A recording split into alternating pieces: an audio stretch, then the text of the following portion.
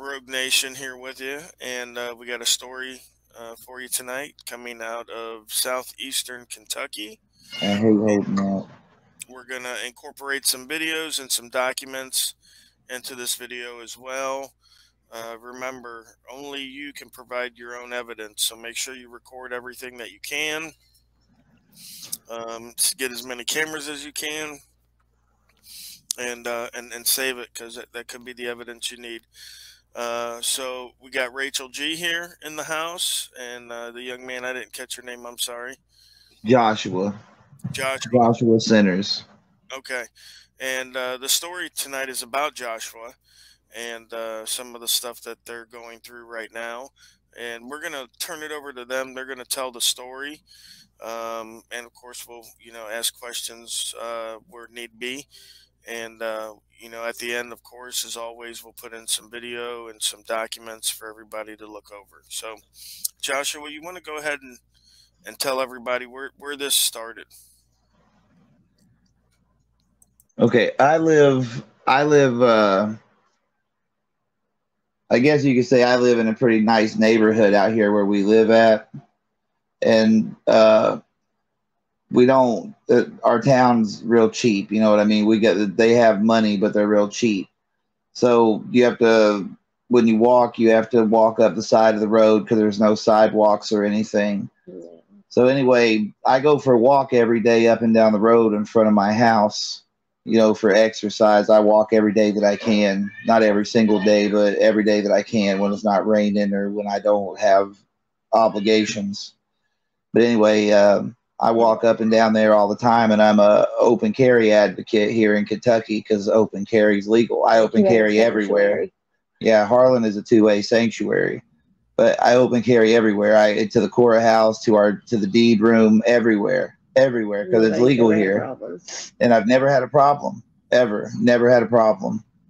So I was walking down, this is on March the 1st. I was walking down the road on the same walk. This is the road outside of my house. I was walking down the road. There's a graveyard about a mile down the road from my house. I walk down to the graveyard. I go in it, go around the whole graveyard, and then come back. I was partway down there, and this truck swerved toward me. And when the truck swerved toward me, I put my hand on my gun to let him know, if you keep coming toward me, you're scaring me. You know what I mean? So anyway, he jerks his truck back over and got back on the right side of the road. You never pulled it. And he jerked his truck back over and kept on going down the road. Well, I don't carry a cell phone with me when I go for a walk. So I went on about my walk, and I was halfway through the graveyard when the cops showed up. He had called the cops. So I was sitting there, and I'm talking to the cop, and I'm trying to figure out what's going on because I couldn't believe that this guy had called the cops on me. So anyway, I explained to the cop what happened, and the cop keeps going on about how I should have done this and I should have done that. And I'm like, look, man, the roads belong to me. What's the first thing you learn when you get a driver's license? It's that the pedestrian always has the right of way. Always. Yep. So anyway, I explained to him, and he doesn't believe me, and he calls the attorney and stuff, and they wind up having to let me go. Well, as I'm talking to him, I was sitting there telling him, I was like, man, you wouldn't be doing all this. I was like, I guarantee you that it's another cop, and he tries to prove me wrong or radios it in, and it comes back, and they're like, yeah, he's an ex-cop. That's how I know for a fact that he was an ex-cop. I've tried getting those radios. I've tried getting, they call it a CAD here. And I've tried getting all that, and I can't. They won't let me have their cell phones. But anyway.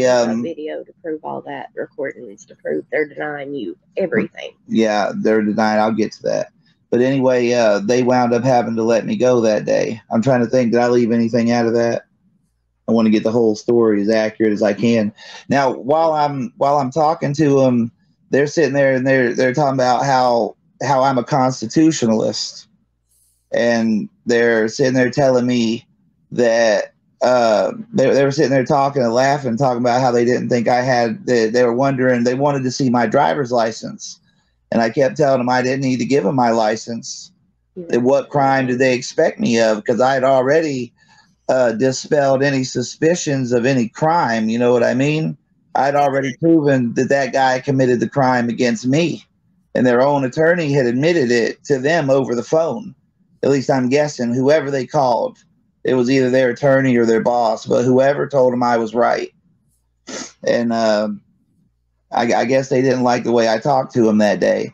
Well, about you being a constitutionalist, and how poor I was, and how they didn't even think that I had a driver's license, or that you had vehicles for that because I didn't have any vehicles to drive, and a bunch of other stuff. You know what I mean? Because we're lower income than the rest of the neighborhood. Because like I said, we live in a nice neighborhood, and our house is the only trailer that's on this road right here. The only one. Every other one, like I said, my judge is my neighbor. I mean, there's really nice houses up and down through here. It's I guess you call it upper crust neighborhood. Across the river from us, there's like these $1 million mansions. Like you can look out our house and see these $1 million mansions over across the road. Across the river from us. But anyway, so they wound up letting me go that day. So I go to leave the next day. When I go on my walk the next day. Right? Did anything happen in between that? I came for you the day before because I knew something was wrong. I don't know if that matters, but yeah, Rachel and them come and pick me up. But anyway, I went for my walk the next day. Well, that day I took my rifle with me because there's this set of woods across the road. It's over by this levee where we always go practice. It's over by this levee that the Army built about 20 years ago.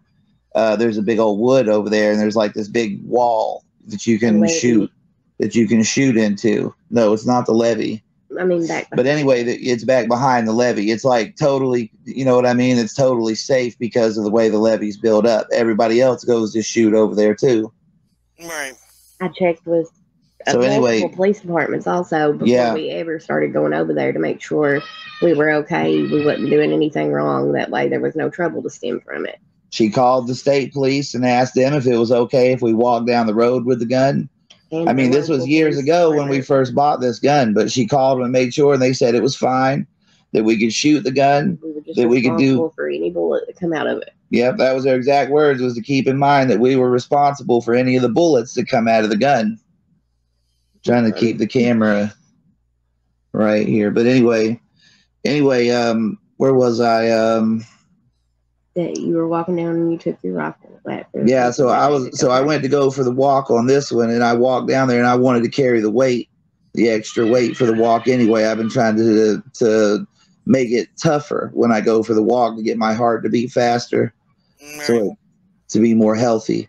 So anyway, since I was going to go plinking afterwards, I took extra ammo for my pistol and for the rifle.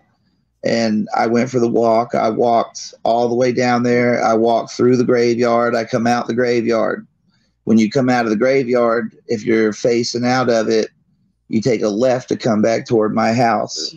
But when you take that left, if you take that left and you go past the monument place where they sell headstones, you're right in front of the judge's house, my judge on this. He's about 6 or 8 houses down from me on our block or road or whatever. But anyway, I go around the judge's house. There's this little curve, and as I go around that curve, the state trooper car is sitting in the middle of the road. It ain't got no lights on, no nothing. It's just stopped in the middle of the road, a bunch of traffic held up behind it. And he jumps out of his car. He opens the door up and he hollers at me. And he asked me if I'd stop and talk to him. And I asked him, was I being detained? And he said, not yet. And I was like, well, if I'm not being detained, I was like, I'm going home. So I just walked past him. As I'm walking past him, this guy jumps out of his SUV, and he's another one of my neighbors. He's a sheriff. A sheriff's deputy. He's a sheriff's deputy. He lives 2 houses over from me on the other side. But anyway, he jumps out and he's asking what's going on. And the cop and him is talking as I'm going by.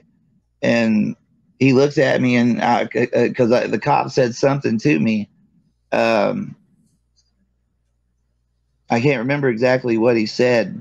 And I was like, well, I haven't done any. He was asking me why I didn't want to talk to him. And I told him I hadn't done nothing wrong, that this wasn't consensual contact, because I didn't want to talk to him, that I wanted to be left alone, that I'd done nothing wrong and I was going home. And the guy who got out of his SUV, that's the sheriff's deputy. This is a state trooper, the trooper who I was talking to, who had stopped all the traffic. His name's Aaron Caldwell. Anyway, he was the only name that the state trooper barracks would give me too, was his name. They wouldn't give me the other cop's name, the other state trooper. But anyway, where was I?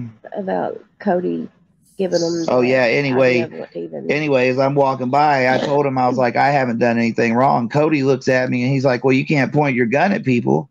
And I was like, I haven't pointed my gun at anybody. I was like, if I'd have pointed, yeah, that's what he said to me as I was walking by. The sheriff's deputy? Yeah, the sheriff's deputy. Was he on the job? Nope, he was in his private vehicle. He just happened to be there. You know what I mean? Just happened to be there and happened to know what the call was? There was no call. That's why they weren't there. But their supposed call. They said later there was a call, but they didn't have their lights on. I know there was another guy who they arrested him for the exact same thing they said that I did. But with that guy, they shut down the whole highway on both ends, and then they sent about 100 cops to his house. But they didn't even bother to show up with me. They didn't even bother to come with their lights on. It was and they only sent two. They only sent 2 cops. The day before there were 8 cops.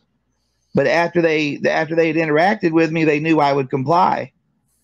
So they only sent those. It was only him and his buddy, and they showed up without their lights on because there was no call.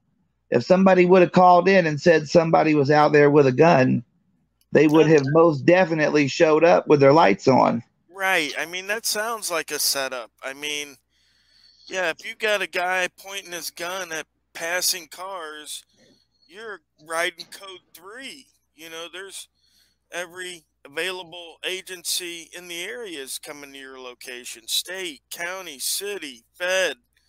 I mean, anybody that's on that band.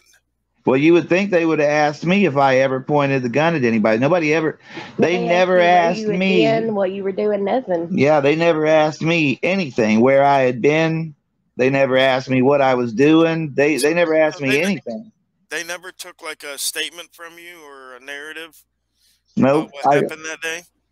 I got a copy of the citation. That's what it is. Here is a citation. He claims there was an investigation or talking with you or something. Yeah, it's like 4 sentences long, and it says, after speaking with the subject, period, I arrested the subject, period, and it says that they had received calls an hour before that or something on the citation. I can't remember. The times are all messed up. The times on the citation are different than the times that they told the radio station. Those are different than the times that they told the courts. Like, all the times are totally different. Yeah, we're definitely gonna have to get some digging done here. To get some more information, because you need information in order to fight your case. So well, I've got as much as I can. Tried to get everything from them, and they keep denying us every way possible. Well, they're saying that the state police are the record holders for everything, and they flat out refuse to give me anything. And the only person they'll allow us to talk to is the one who arrested him. And we've asked to speak. We're gonna help you out with that. We're gonna help show you some stuff that you can do yourself, since you don't have a lawyer per se right at this very instant. You can do stuff yourself. Of course, none of it will be legal advice. It's just legal information that you can use to help yourself. But yeah, definitely, because you know, as a criminal defendant, and again, acting in your own behalf, you need the most information possible to create the best defense possible.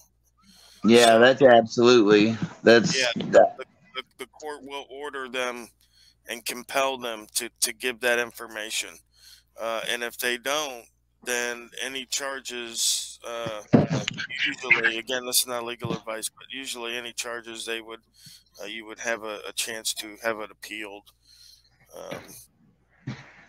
That hypothetical situation. Well, I see that the problem I'm coming into here is where it's a small town. I've got proof of a conspiracy, and it's from all the way down from at least one of the judges, all the way from to my attorneys, to the what they call pre-trial here. That's how you apparently you get a lawyer. When you're arrested, you go to what's called pre-trial. Well, they just keep having to make mistakes, every single one of them, and I keeps having to suffer for these mistakes. Like, I'm not getting calls back. They're refusing to answer my calls at the public defender's office, and that's the one here and the one in Frankfurt. I've told every supervisor I can that my public defenders threaten me over the phone, and they're refusing to do anything. Like, I've told every one of them that I want another lawyer, and they're refusing to do anything. I even called the public defender, or I mean the Commonwealth attorney, the guy who pressed the charges against me, because according to my understanding, he is like the top cop. You know what I mean? If he and Yeah. He's the one you're supposed to tell if there's police corruption or anything like that. So I called him up, and his secretary tried to just flat out refuse to let me talk to a supervisor. And then so I called back later that same day, and somebody answered who wouldn't tell me who they were, but I'm pretty sure it was him because it was his office and it wasn't his secretary. But anyway, so I told them I had proof of a conspiracy to deprive me of my rights. I've had when the cop arrested me, he told me that he hopes that he gets to kill me. Told me that he wants to kill me. All of this is on video. They got brand new cruisers that they just got all this money for, from the stuff that's going on in Lexington and all of that, where they're supposedly reforming the police departments. Mm-hmm. Well, they just got brand new cruisers that I know for a fact are completely decked out with cameras. They've got body cameras, but none of them have no body cameras on. This year, they have the money and they've got the cameras, but they're not wearing them. Like, there's a lot going on. This is the same cop. He's already involved in this girl's death, and the newspaper has caught the state police barracks here covering up the girl's death. They've caught the state police barracks lying about how she died 3 times. They had gave false information, and they've refused. They've given false information to the media and the public. They've refused to release the videos. I'll get those. She had just accused somebody of raping her 2 days before. 2 days before this, and when they did the rape kit, they said whoever raped her was bald-headed. Well, it turns out Aaron Caldwell's bald-headed. He was with her for 1 hour and 4 minutes. Whenever he said supposedly 1 hour and 2 minutes before he ever called an ambulance. He was the first. He was with her for 1 hour and 2 minutes. He found her and stayed 1 hour and 2 minutes before he called an ambulance for her. And then by the time he called the ambulance for her, and it took them about 1 hour to get out there, a couple days later, she died in the hospital. They couldn't save her. Something had happened to her. But they're refusing to release the video, and then they investigated themselves secretly and found that he did nothing wrong. But they're refusing to prove, you know what I mean? Like, they're covering for him. And I got proof that they're doing it with me too. I can share the story with you. I can get you. Yeah, this is all covered in our local newspaper. All from the local newspaper, where like they even admit that there's stuff being covered up by KSP. Just nobody can prove it because KSPs can't be forced to release the stuff. They're tying it up for years in court. They had, I can't remember the word they used, but the evidence they have limitless money. Contradicted itself. Like they're claiming that she OD'd, but then she fell off a cliff. Then she shot herself. Stuff. I'll have to get it and send it to you. OD, fell off a cliff and shot herself? All at the same time, yep. And her family's like having them look more into it, but it does no good when they're investigating themselves. Jeez. Yeah, they're not even having the Kentucky Bureau of Investigations do it. The department, literally, they're investigating themselves. It's crazy. It's crazy. And this department just got sued in 2018 because they beat a guy right out in the open in front of the hospital, and all the nurses recorded it. Luckily, some of the employees had recorded it. And they just got in trouble for all of that.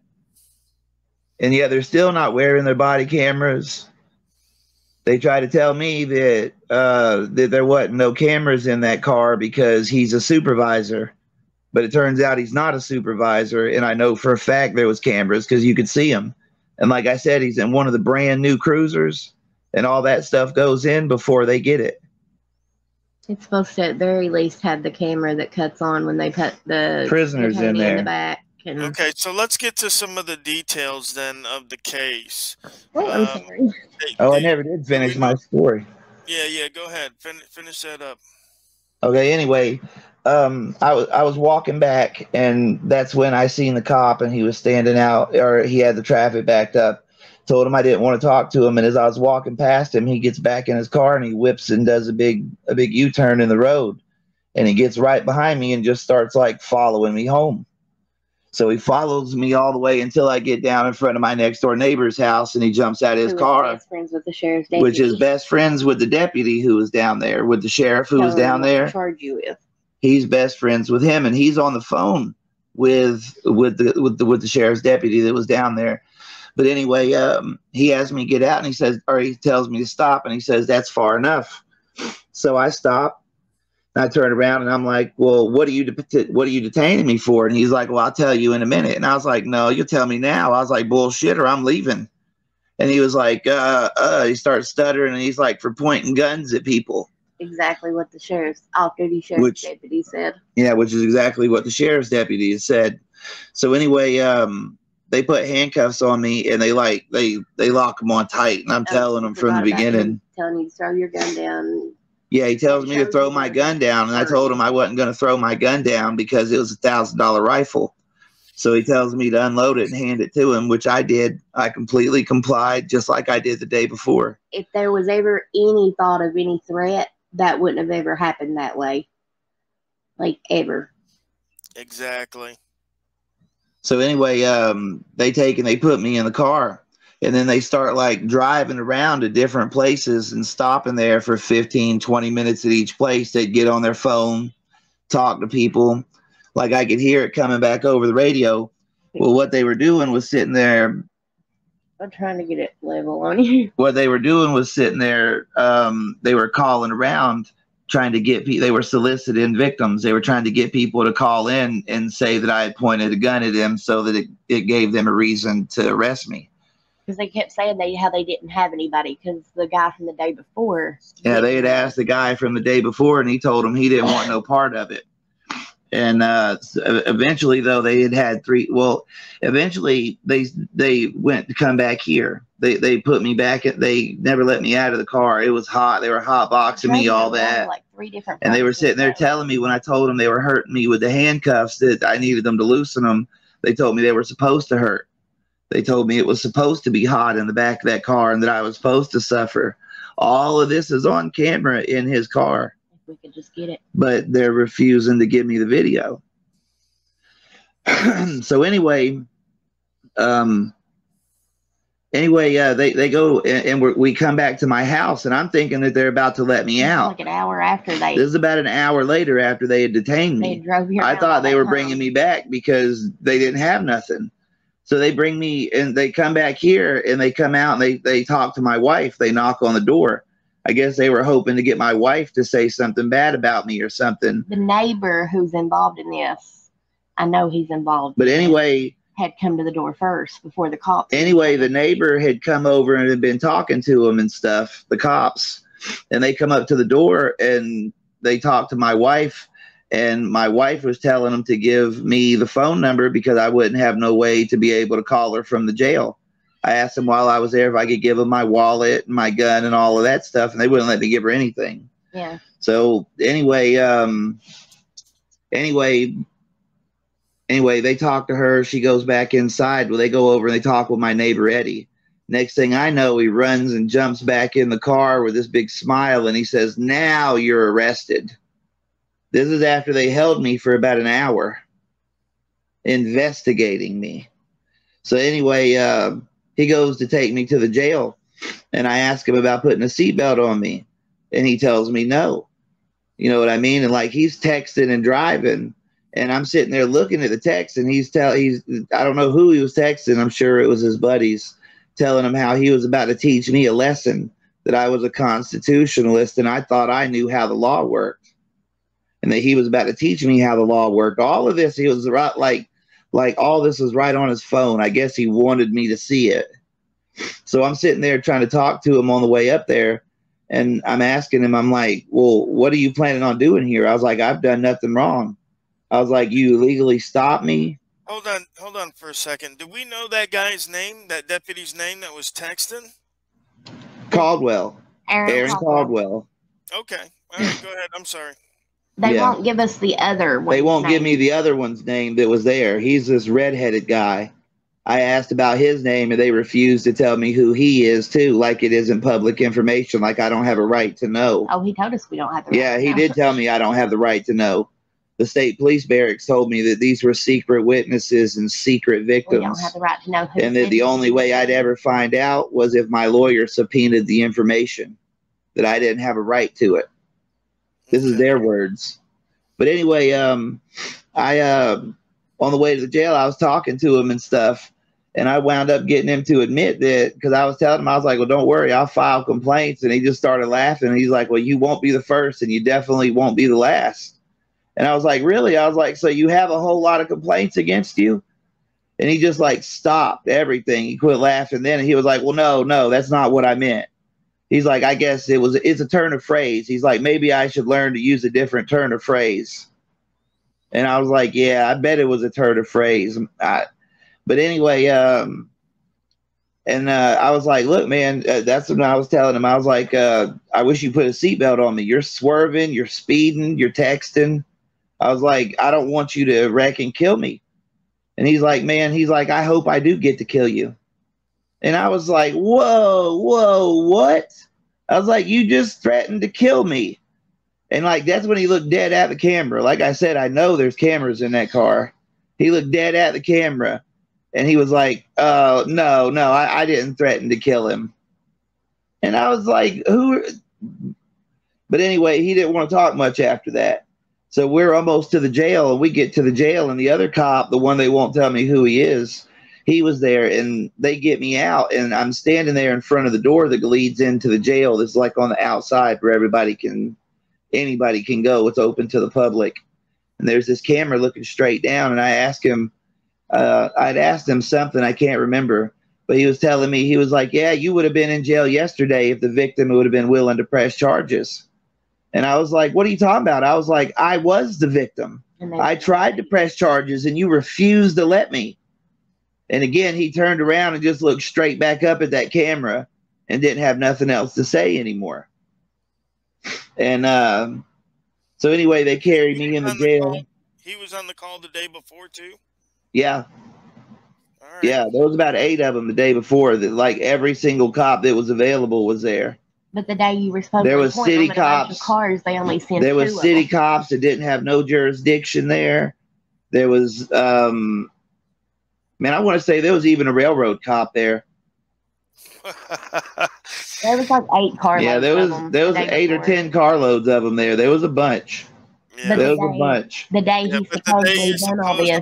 Out there going psycho. Yeah, but the day I'm out here, yeah. 2 guys show up, and one guy's off work, and he knows what the call is, even though there is no call. Yeah, that's It's crazy, man. And then like all the calls, I don't understand how they're thinking that they're gonna fake the calls and the time they as coming in before. And I have video of me being at home. You hadn't when they're saying that the calls first come in. They're saying the first call come in at 2:14. No, it says 1:24 for the violation time. So that means you would have had to have done it, and someone had time to have called. Well, they're saying the first call come in at 1:24. You hadn't even been. So that means that if I had pointed a gun, and I didn't, I never did any of this. I was never even close to the road where he's saying that it happened. I was never even close to that road. They're saying you were on the road.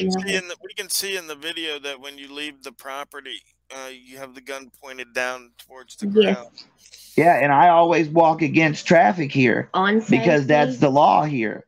So when I'm walking with a gun pointed out, it's always pointed away from the road because you have to walk against traffic. You see what I'm saying?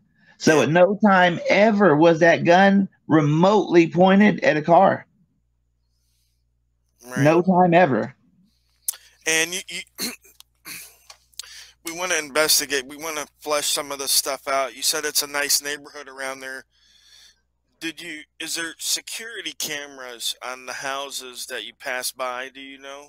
On mine, my neighbors, yeah, and at least a couple more. I know. I know the judge has security cameras in front of his too, because I've seen the security company there. It's a whole gated community. I'm sure it's a whole gated community where the judge lives.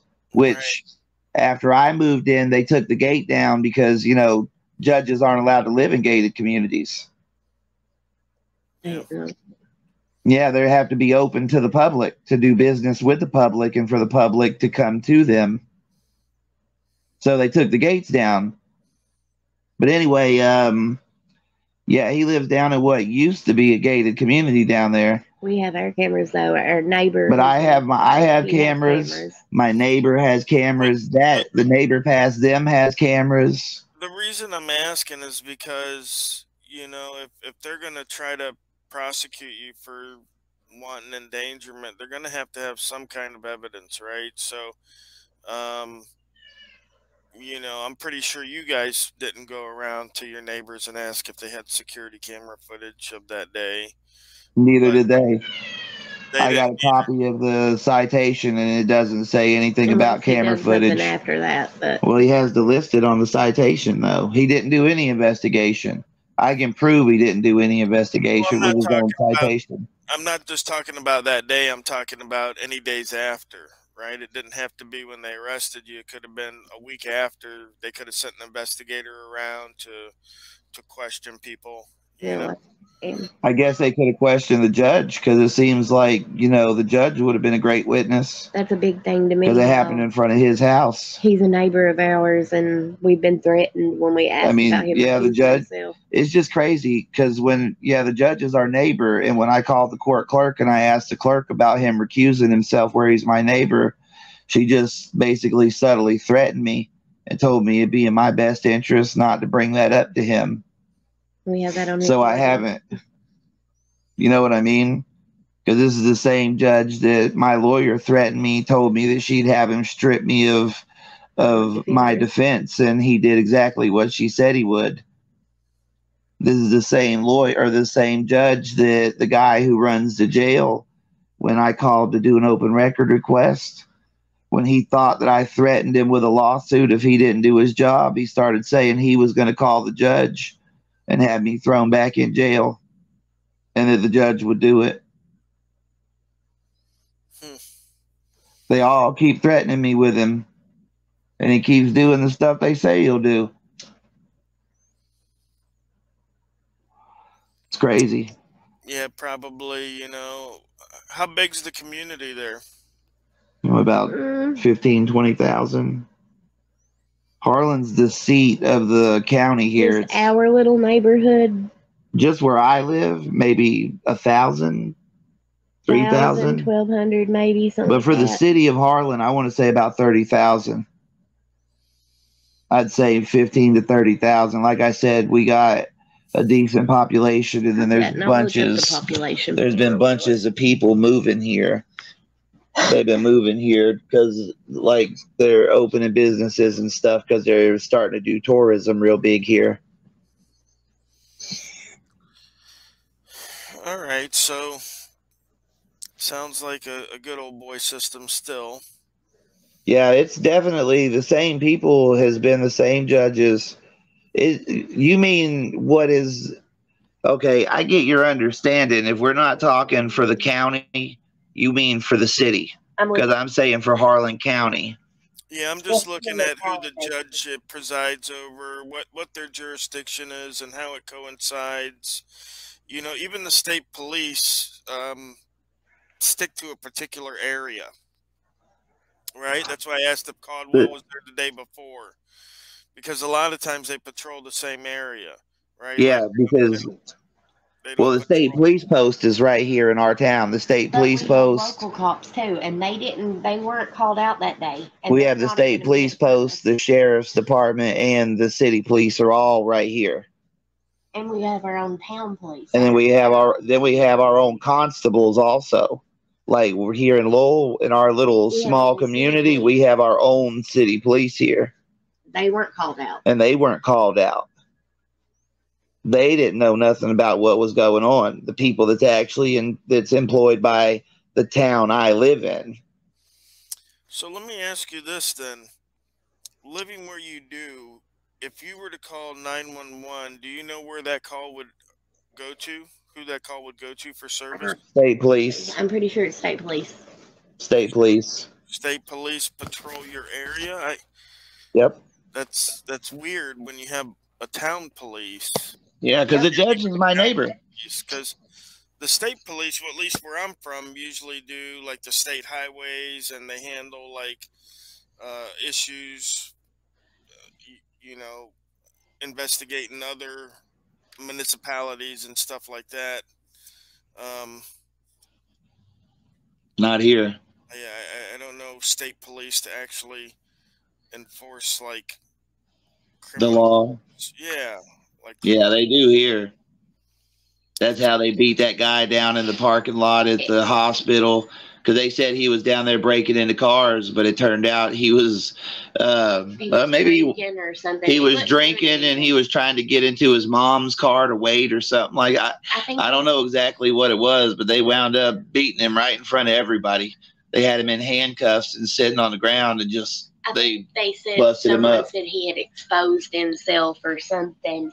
He was I don't know. This was in 2017 or 2016, something like that.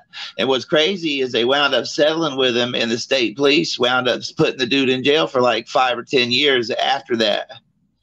Or during it, while they were settling with him or something. It says the population of Loyal was 1,461 in 2010. Now it's only 593. Yeah, but he's not the judge of Lowell. He's the judge of the city of Harlan. I was just saying that's our little town. Yeah.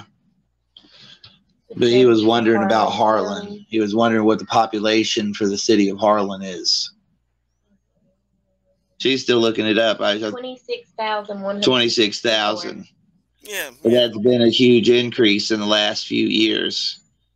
If this would have been before the pandemic in 2019, it would have probably been closer to like 10,000, 15, well, closer to 10 or 12,000. There was a lot of empty places here, and they've all been bought up and tore down. They brought in a developer from the guy that built the Denver airport, the one that's real famous. Yeah.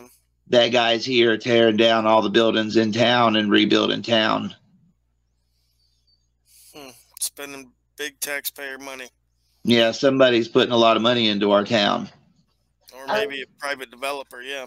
You forgot to mention also how our neighbor has been trying to get our property. But yeah, that's another thing is my neighbor, yeah, they've been trying to buy our property for the past few years, and that's something that I adamantly refuse to do. You know what I mean? To sell them my property. Man, I hate this thing. I wish I had somewhere to set this.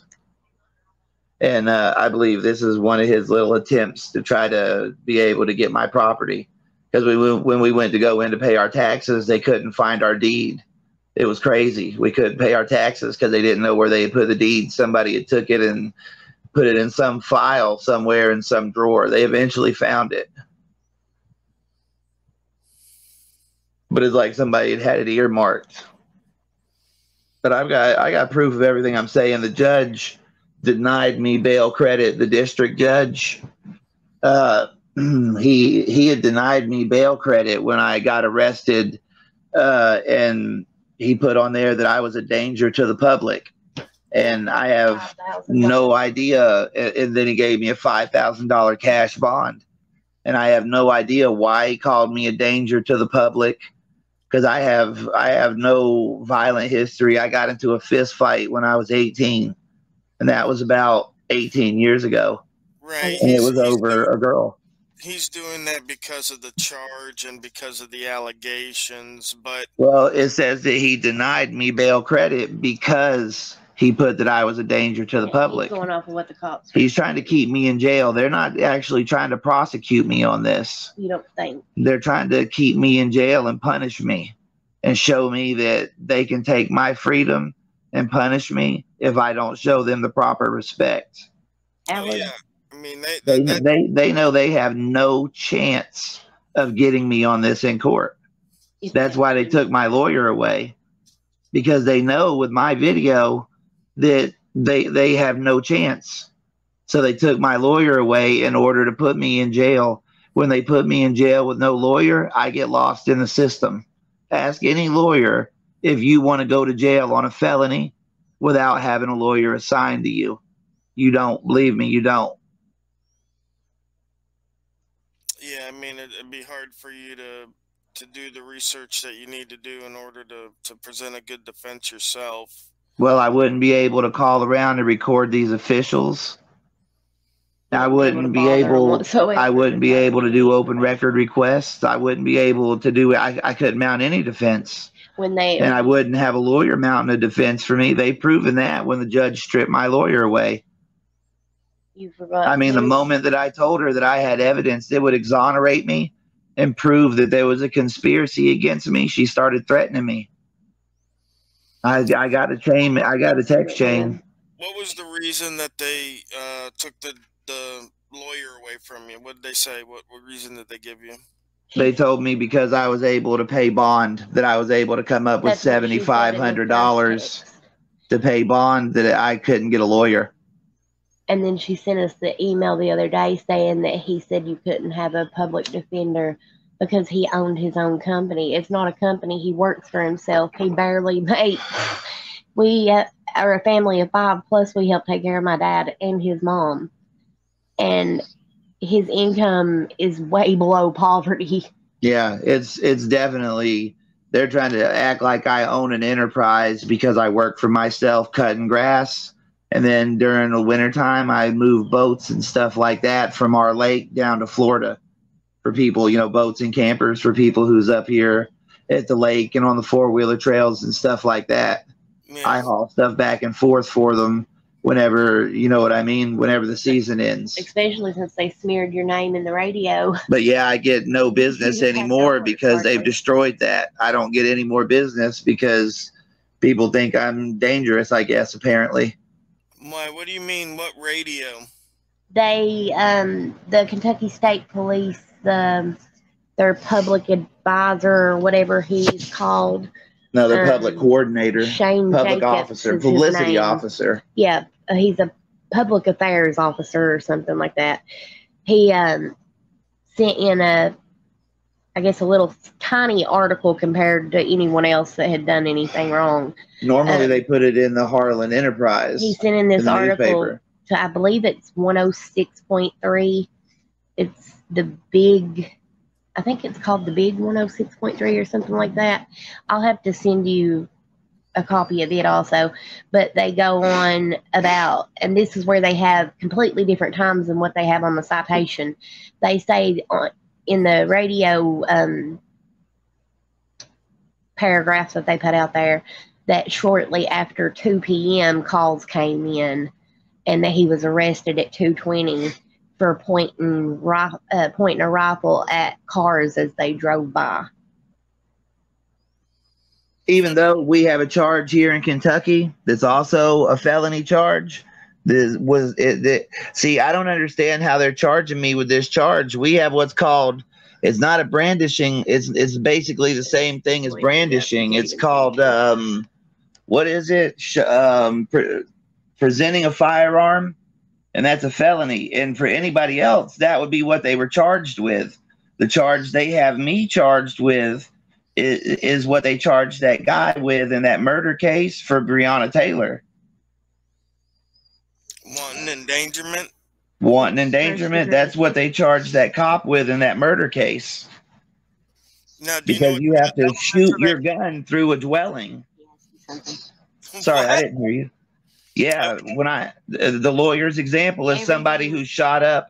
He said he had a client who went to a woman's house and shot the door up, and then went back the next day when he knew that she was at home, and shot the house 6 more times with her inside. And he got charged with wanton endangerment with a firearm, like me. Wanton endangerment. Every example I've ever found is someone shooting their gun at a person or near the vicinity of a person.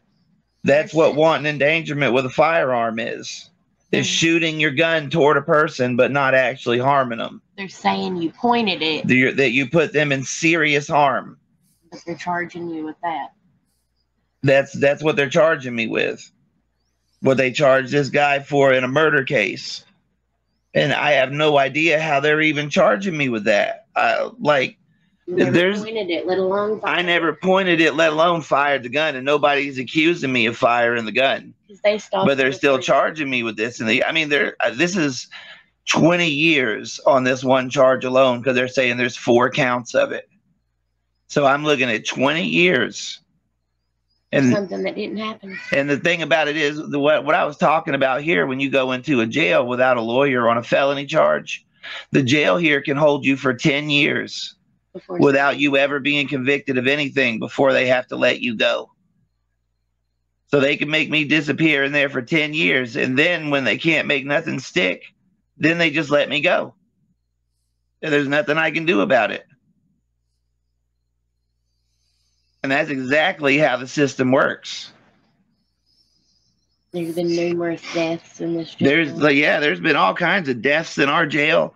Our jail works differently, our county, than any other county around us. Anywhere else you go, you get your bond set and you see a judge before you go to jail. But not in our county. In our county, they throw you in the jail, and then you get to see a judge by the next day, within 24 hours. 24 hours later before you go. Technically, that's more correct. That's every jail I've ever been in across the U.S. I've been in a few. And usually it's you go to jail, and then you have a certain amount of time to see a judge about a bond hearing. No, normally you get arrested and they take you to see a magistrate or a judge. That might just be Virginia, though. That's Virginia and West Virginia. They both do it that way. So does Tennessee. I'm telling you, ask the prisoners inside there. They're telling me when I was in there that they had been to every jail around here, and that this jail was different than any other jail. It's called Hard Harlan, and they go on about how hard they make life on you in there. Right. They're proud of that. It might be different, like, compared to the counties around there, but like in Florida, I've been to 3 different county jails. They're all the same. I've been to Alabama jail, same. I've been to Virginia and West Virginia, and I know in both of those states, you see a lawyer before you go, or you see a judge. They set your bond, and if you can't pay the bond, then you go to jail. That's the way it works. That's the way it works in Tennessee too. But that was all on traffic stuff. That's where I need to live then, because it's where I live is just like where you live. Yeah, no. If you go over to another county, it isn't like that there either. Here, our county is the only county that does this. It might be where it's I need to move to the county next to you then. That's what I need to do. That's what I need to do, because I'm telling you, man, they do things however they want here in Harlan. I'm telling you. Like I said, I got proof of everything I'm claiming to you. I'll send you proof of everything. Yeah, we're going to throw up some documents and throw up some video. I'm not going to keep you guys much longer. I just want somebody to get my story out there so they know what's going on here in the long run. This guy has been making death threats at me, and I absolutely take him seriously. Absolutely take him seriously. This Right. guy has the kind of power. You take threats from somebody like that seriously. Right. Absolutely, you do. And now Because it's so easy to get away with. It's so easy to be scared for his life one day when you're out on your walk and he Exactly. catches you in the graveyard with no one around and his body cam malfunctions.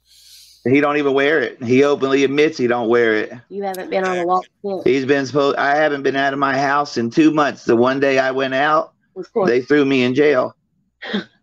So I haven't been out since. All right. Well, we're gonna wrap it up.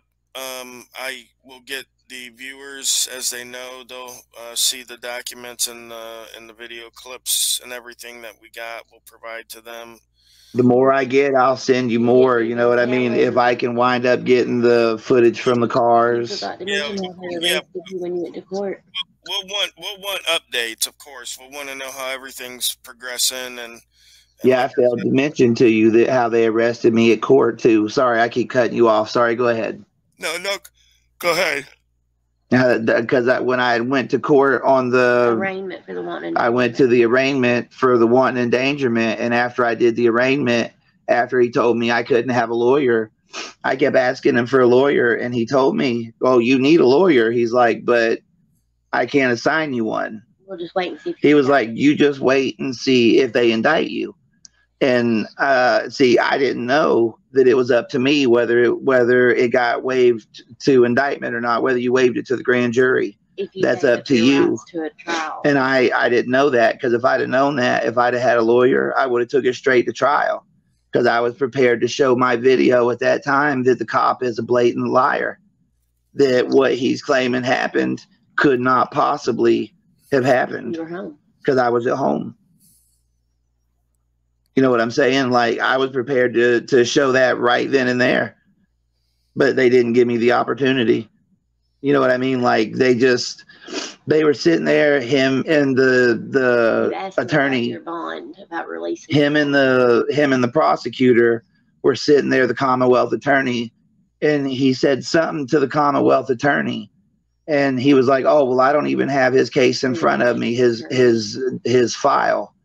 And the judge was like, "Oh, well, I guess we can just leave the bond the same and we'll waive it to the grand jury." And he's telling this to the prosecutor, the Commonwealth attorney, not to me. And he was like, "Well, I'm fine with that." And that was when I looked up and I was like, "Well, I meant to ask you about the bond." I was like, "Because I need some money, because you're like destroying my family." That was all the money I had. So he was like, "Well, I'll give you your bond back." And he gave me the bond back. He said that they'd have to call downstairs. So I was like, all right. He asked me if somebody was there who could pick the bond up for me, because he was saying, I guess I can't pick up my own bond money. I had to pick it up. That my wife had to do it. So anyway, he gave me the bond money back, and then he waived it to the grand jury. He didn't have me waive it to the grand jury. He didn't explain to me what that was or anything, because like I said, I would have never did it, because all that did was gave them the opportunity to put me back in jail again. That's what waiving it to the grand jury is an opportunity for them to rearrest you, because you get a whole nother arraignment when they indict you. The first one is absolutely meaningless, apparently. So what's the point in doing it if it's meaningless?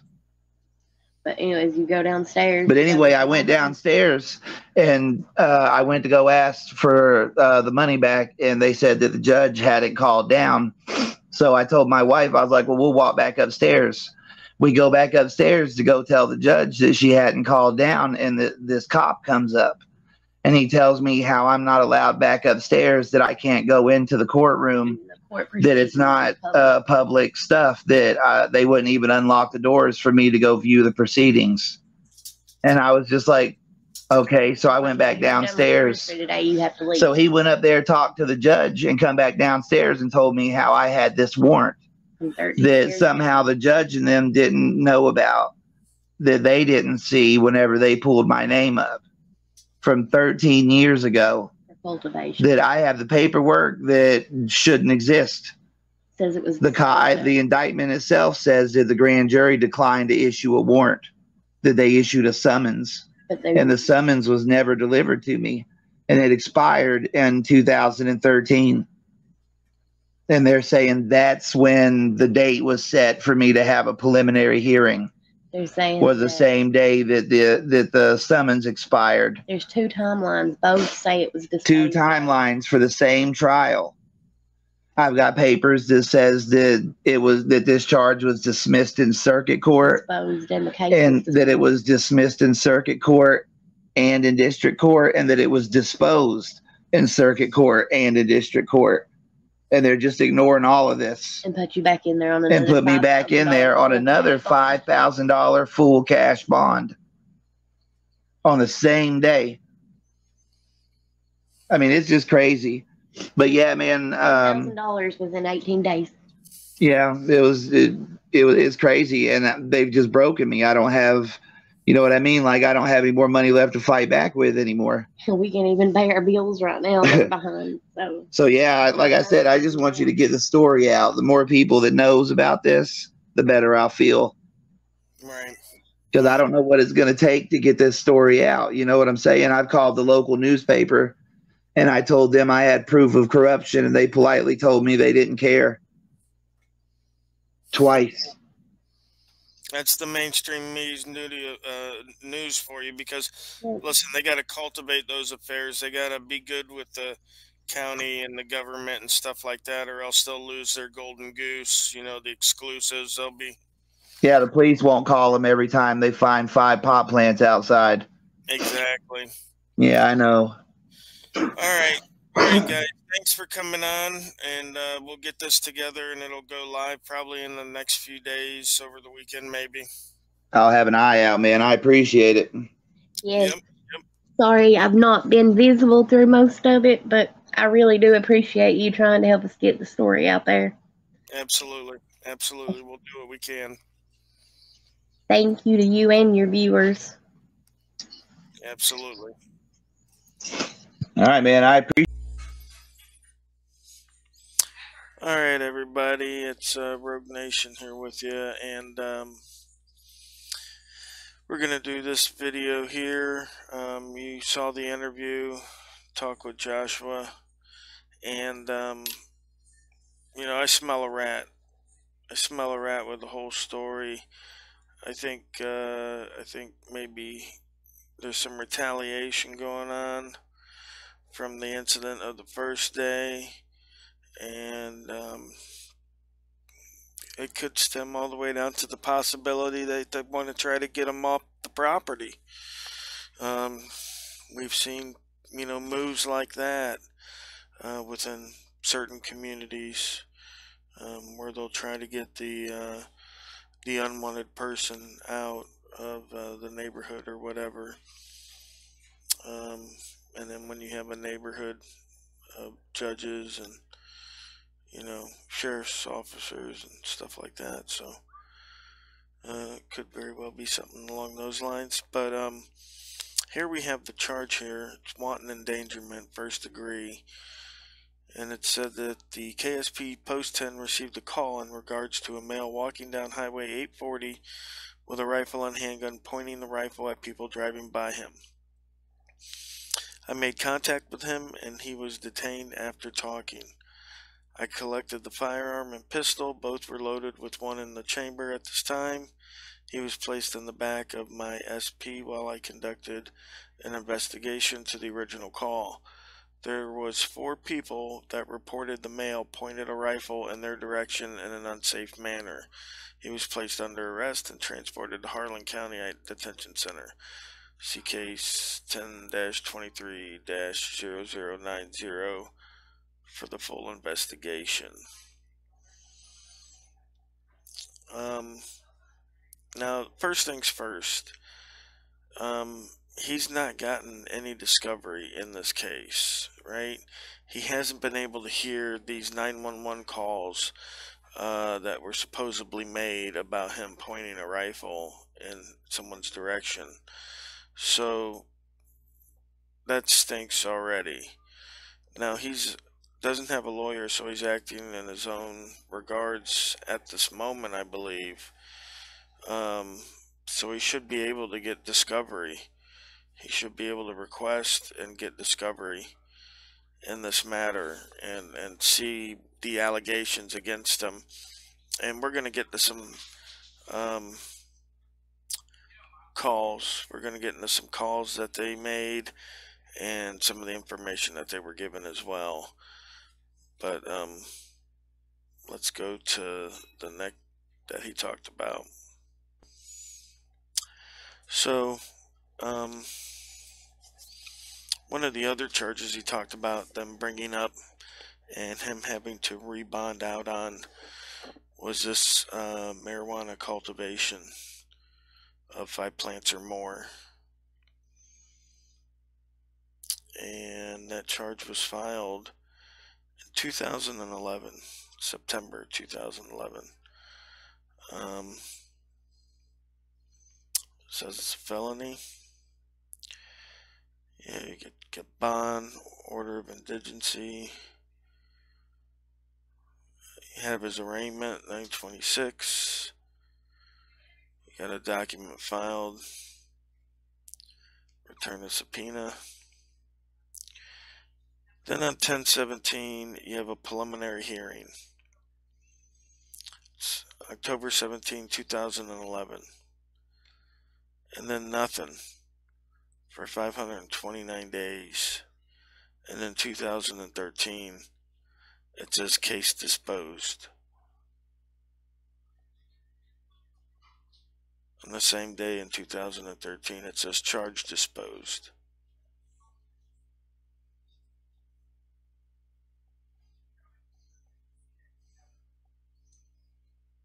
So why they're bringing this up now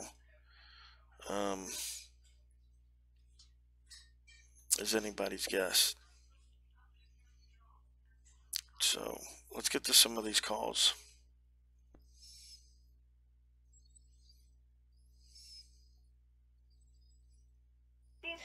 Yes, I was needing to come by and get a copy of the police report, the paperwork they did when they arrested my husband. Okay. What do you want? Everything they have from when they arrested him. Okay. Do you know if they opened up a case? He's being charged with wanton endangerment. Okay. When was this opened? March 2nd. He was on a walk. Of last year? No, this year. Okay. Yeah, we can't release anything that's like an open case. Once it's closed, we can release it to you. You can't release it even for court reasons? No. So his lawyer will have to get it. Yeah. Anything you want, they would have to subpoena. Okay, can you tell me what all they're charging him with then? So let me be clear. Once an arrest is made, an investigation is closed, right? Because if you have the evidence to prosecute, you have the evidence to make the arrest, then the investigation's pretty much closed, right? They're prosecuting you, they're taking you to the jail. Now all that information now should be made available to you through your lawyer, through discovery. You should be able to read the witness statements against you, all that stuff. So, caught a lady on the phone hearing a lie, about not being able to get that information, because the basic information they should be able to release even to the general public. Now, because again, the investigation is closed, the arrest has been made. You're taking him to court. He's got court dates, right? So let's see what else is going on in here. Hang on. Alright guys, and what we have here is a call from one of the main guys in this whole scenario, and that's Trooper Aaron Caldwell. Now, he was there the day before when the gentleman almost run Joshua off the road, and Joshua had reached for his firearm to let him know that he would defend himself if he kept coming. So I think he was butthurt that Joshua knew his rights. They were obviously wrong. They wanted to charge him the day before, but they had nothing on him. So I think maybe this is, it's a good possibility. It's not without the realm of logical thinking that the next day, when they knew Joshua would be on his walk like he does every day, that they would possibly get some people maybe to say they saw something that they didn't. It's not without the realm of possibility. But again, in this clip, we're going to hear the trooper telling them that the case isn't closed until it works its way through the court system. That's just ludicrous. That's just ludicrous. Yeah, sorry, my ringer's not that loud, and I didn't even hear it a while ago. I was hoping you'd call back because I don't know how to get a hold of you. Oh, it's fine. If we had a complainer, I would have called you sooner. Oh, it's okay. I was going to ask. I asked the lady yesterday. I was trying to get a copy of the police report, the arrest report, whatever it is. Like I said, I'm not used to this because we don't do anything like this. So I'm trying to find out how to get a hold of everything. The police report will probably won't be able to obtain it until the case is closed. And the case won't be closed until it goes through the court system. So, okay. I don't really know what timeline on when that would be. Okay, she said I also needed to talk to you about, she said she was showing a victim or something that you had to investigate or whatever. I was trying to find out, like, we don't know who's accused him of anything. We don't know what he's being charged with exactly. Nothing. Like, I've called several times and asked for the supervisor to call me, but nobody ever returns my calls. I can't do nothing about the supervisor part. I'm sorry. Oh. I don't know why they wouldn't contact. But as far as the victim, I'm not allowed to give out that. And as far as the charges, it was wanton endangerment first before count for that. Okay, how is it 4 counts of that? There was 4 separate people. Okay, and they won't tell him who said that he done this. I don't have the right to face my accuser. No, I'm not going to disclose that unless my boss tells me.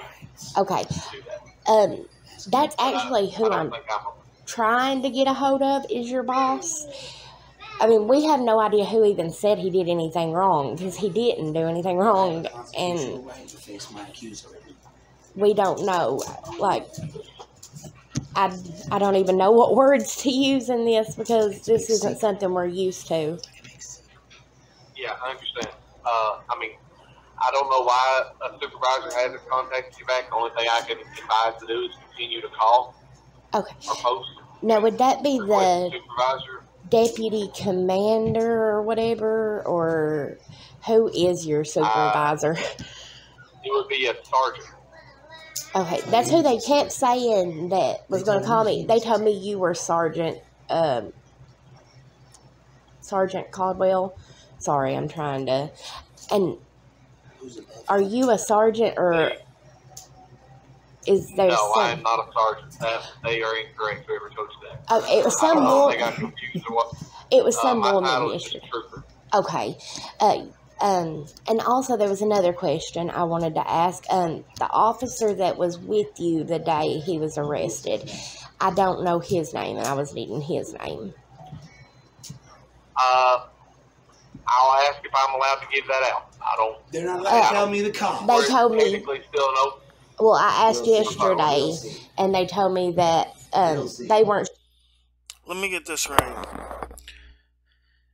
There's secret cops working on secret witnesses, and these people can't get any information to fight their case. This is America. This is what's going on in southeast Kentucky, Harlan County.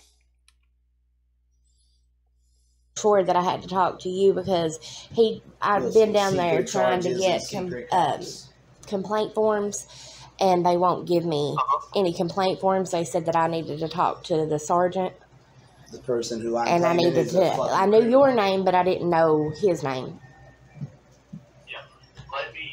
Like I said, I don't know if I'm allowed to give that information. Oh, you are. Okay, can you personally ask your sergeant to call me?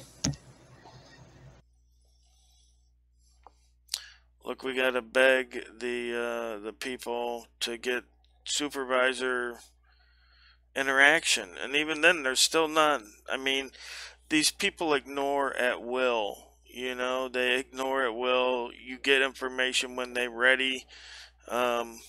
It's just terrible. I mean, from a customer service standpoint, you definitely ain't getting your money's worth here in Harlan County. You know what I mean? Like, in a lot of counties, you know, you get arrested, they'll still give you the arrest report and everything like that. I mean, hell, we get those literally hours after they come out sometimes. So, I mean, Harlan County, that's just like, yeah, no, you gotta wait till the trial's over with. Crazy. All right, so, you know, Harlan County definitely trying to string this guy up. I'm going to be following along on this case. I definitely want to stay in touch with Joshua and Tiffany and see what's going to go on with this case.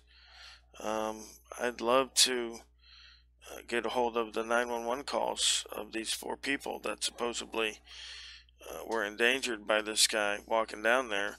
We're going to show the video of when he left his house, and you're going to see, you know, he's walking, he's pointing the gun, carrying it in a downward position. And the time frame when you see him walking with that gun in front of his house is the exact time that somebody had called in on him and said that he had pointed it at him, according to the police. So, really fishy. Definitely suspect. Retaliation. I feel a lot of angry, butthurt cops. You know, that's the vibe I'm getting. So, alright guys, we'll catch you on the next one.